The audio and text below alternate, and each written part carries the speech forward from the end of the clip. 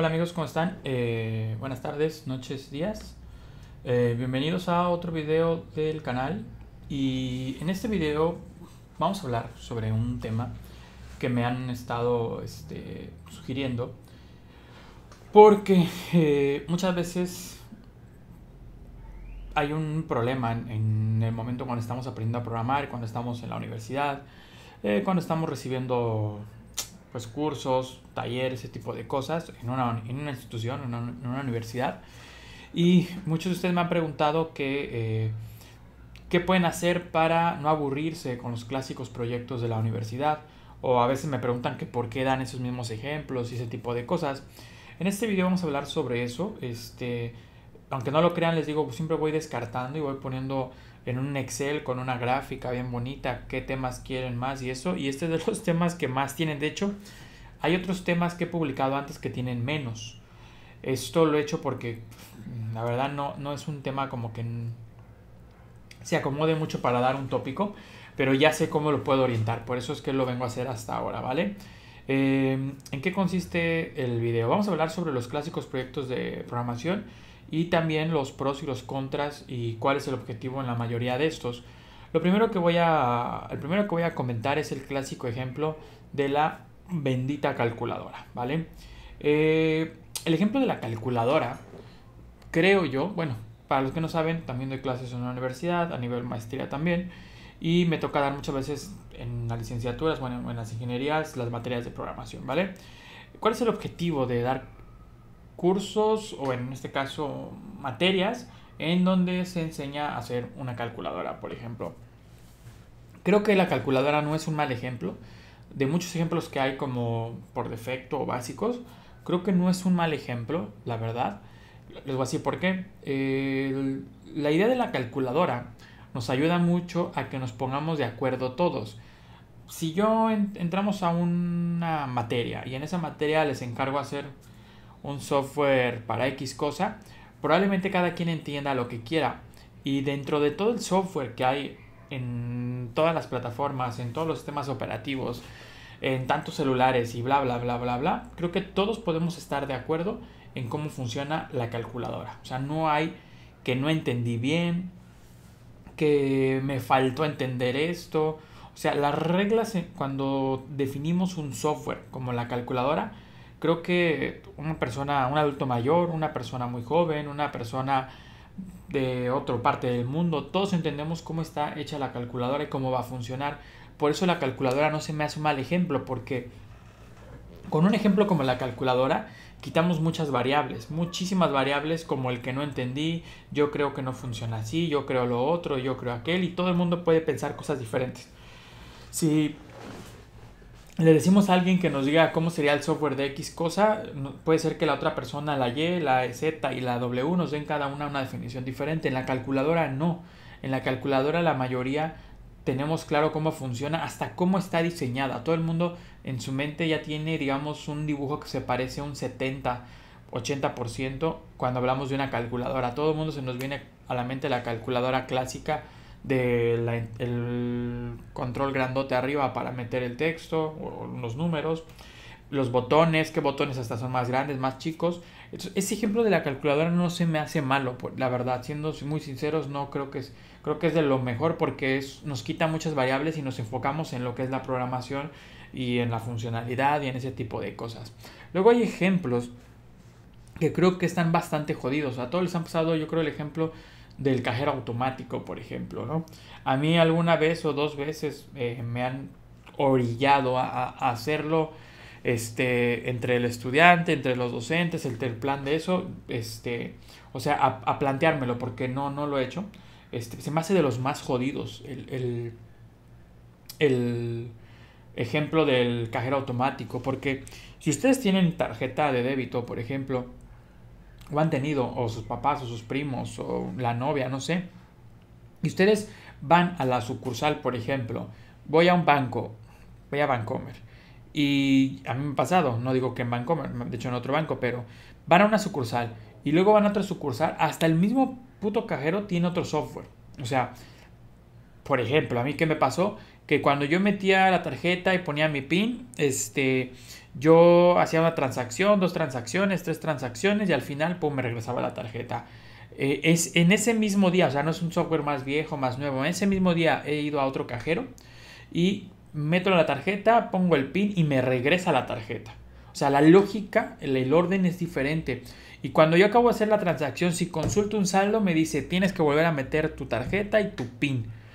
Me pasa aquí, yo creo que a muchos de ustedes les ha pasado. Entonces, el cajero es un ejemplo, se me hace muy jodido porque los cajeros de por sí por banco son diferentes. Ahora agrégale que hasta en el mismo banco, porque tienen diferentes softwares, son diferentes. Entonces, la lógica, el algoritmo de eso no funciona igual. Y es muy fácil, pues, equivocarse o a lo mejor no lograr el objetivo por el que el maestro planteó el ejemplo. Entonces, esa cuestión está bastante jodida. En la cuestión del cajero, yo de verdad me da a veces, me salen ronchas cuando veo que un maestro lo pone, porque digo, es que coño, o sea, es cuestión de obviedad, pues, que si un estudiante usa un cajero y luego ve el otro, pues al final todos van a acabar haciendo cosas diferentes, que no está mal, pero normalmente en los niveles básicos de programación confunden mucho al estudiante con ese tipo de cosas, ¿vale? Y otro ejemplo clásico trabajar en la universidad de programación, ¿vale? Que son los ejemplos que estamos dando, es el clásico ejemplo del inventario. Ese sí me duele la cabeza luego nomás de pensarlo. ¿Por qué? Porque es un ejemplo que muchas veces al que no se le puede sacar ni mucho jugo ni mucho aprendizaje. O sea, no tiene sentido, pues, a veces ese ejemplo. Porque pues, el inventario es igual, los datos son igual. Entiendo normalmente por qué va por el tipo de sistema en el que se permite almacenar cosas en una base de datos, hacer validaciones de usuarios, que es lo clásico. Cuando uno no piensa en un inventario, lo que quiere es permisos de usuarios, por ejemplo, acceso a bases de datos y a lo mejor hasta administrar permisos, ese tipo de cosas, ¿no?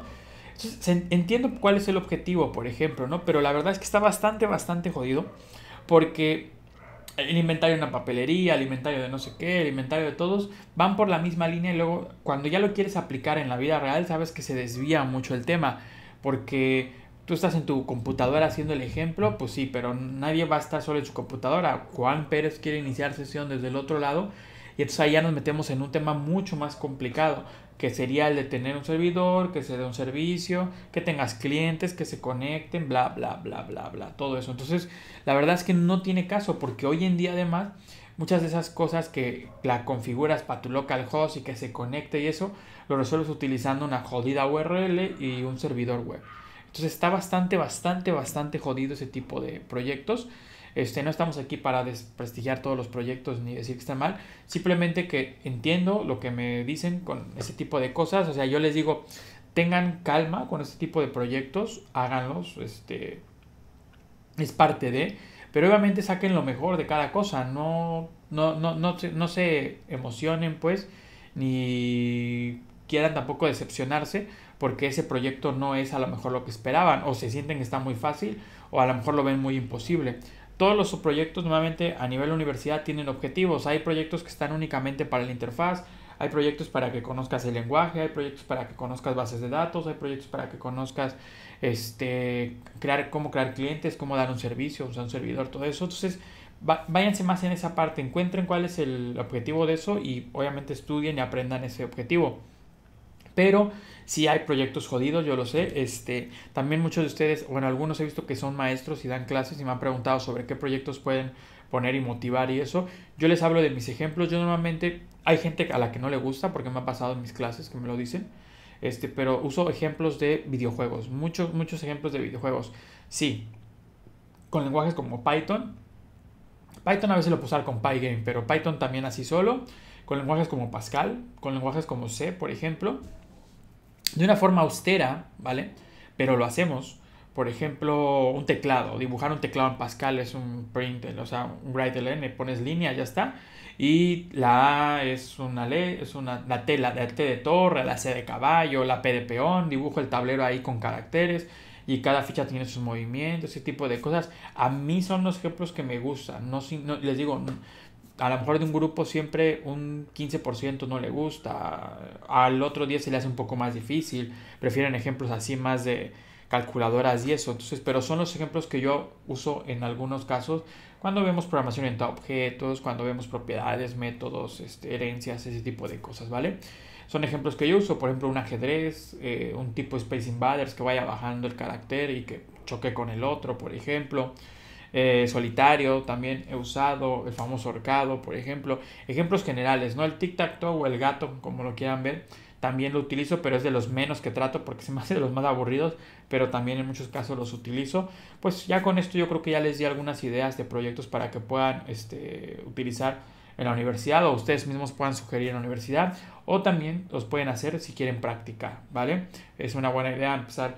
Dices, no sé, quiero practicar la programación. Yo por lo menos cuando empecé por la cuestión de los videojuegos y cuando quería practicar lo que hacía era programar un gato, programar un ajedrez, programar eso y así iba aprendiendo algunas cosillas, ¿no? Y entendía muchas cosas otras que al final nada más entendía la teoría, pero no podía hacer la práctica.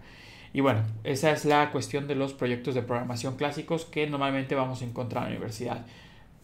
Y ahora más les digo que antes de terminar el video me gustaría de verdad muchísimo que me comentaran en la parte de abajo cuáles son los proyectos. A mí me va a servir mucho este video si me ayudan y me cooperan y me responden, que me pongan qué proyectos de programación les han gustado mucho, cuál es el proyecto, los dos proyectos que más les han gustado y cuáles son los proyectos que menos les ha gustado que hayan hecho, ¿vale? Entonces a mí me ayuda para que yo así en mis clases, en cursos que preparo y todo esto, pues pueda yo más o menos hacer algo más divertido, algo más entretenido o algo que aprendan más y también ir descartando mis ideas porque seguramente también he puesto alguna vez proyectos aburridos, ¿vale?